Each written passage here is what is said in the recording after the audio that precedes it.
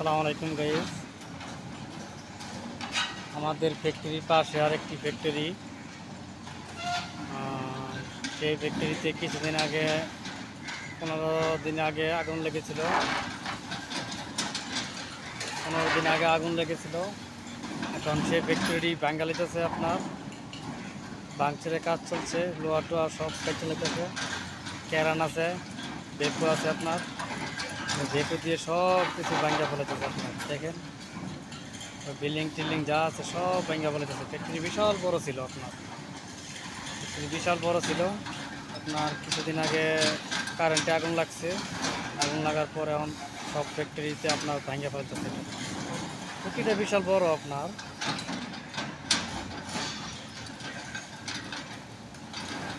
বেকু দিয়া দেখেন, আপনারা সব ভেঙে ফেলতেছে। ওই যে একটা এই পাশে মেশিন আছে, এটা তো শুধু লোহা কাটতেছে।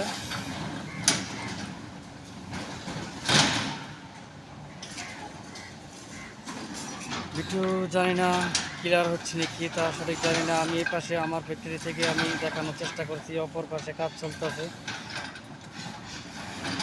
ওকে, ঠিক আছে, সবাই ভালো থাকবেন, দোয়া করবেন। আমি স্বপন মালয়েশিয়া থেকে বলছি। আসসালামু আলাইকুম।